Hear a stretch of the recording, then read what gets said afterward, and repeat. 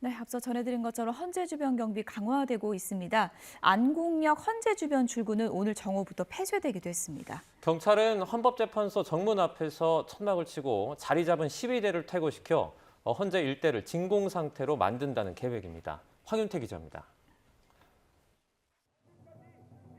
탄핵 심판 선고일 지정과 함께 경찰은 곧바로 주요 시설에 대한 안전 확보 조처에 나섰습니다. 우선 헌법재판소 일대 100m를 비워서 이른바 진공 상태로 만드는 게 최우선 목표입니다. 탄핵 심판이 진행되는 동안 헌재 정문 앞에서는 탄핵에 반대하는 윤석열 대통령 지지자들이 농성을 이어왔습니다.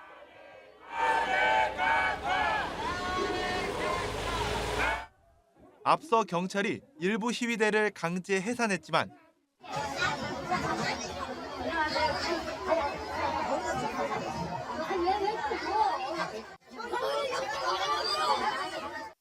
천막을 치고 자리 잡은 사람들이 여전히 남아 있습니다.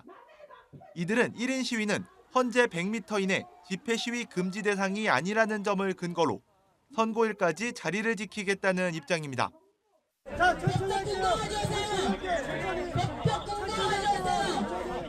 헌재 일대에 차단선을 구축하더라도 그 안에서 시위대가 버티고 있다면 돌발 상황 우려는 여전할 수밖에 없습니다.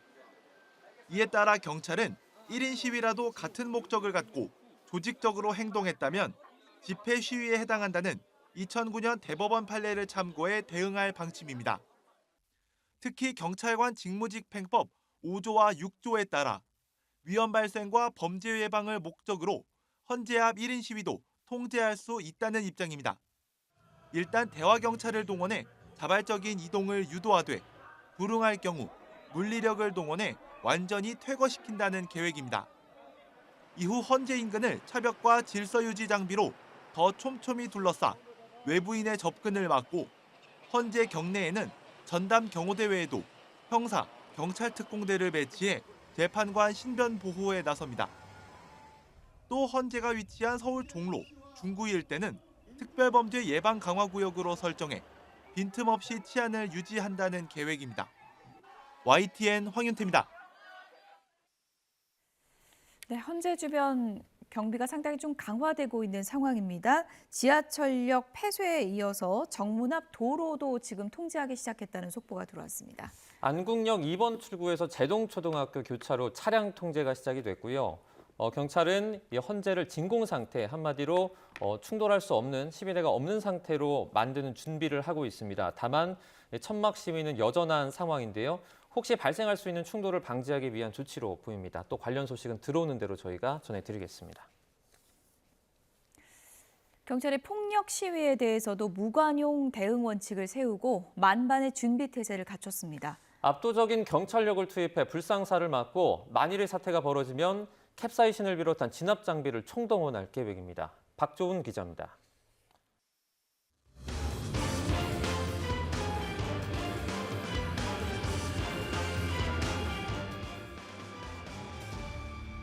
지난 2017년 3월 10일 오전 11시 21분 박근혜 전 대통령에 대한 탄핵 선고 직후 헌법재판소 일대는 한순간에 아수라장이 됐습니다.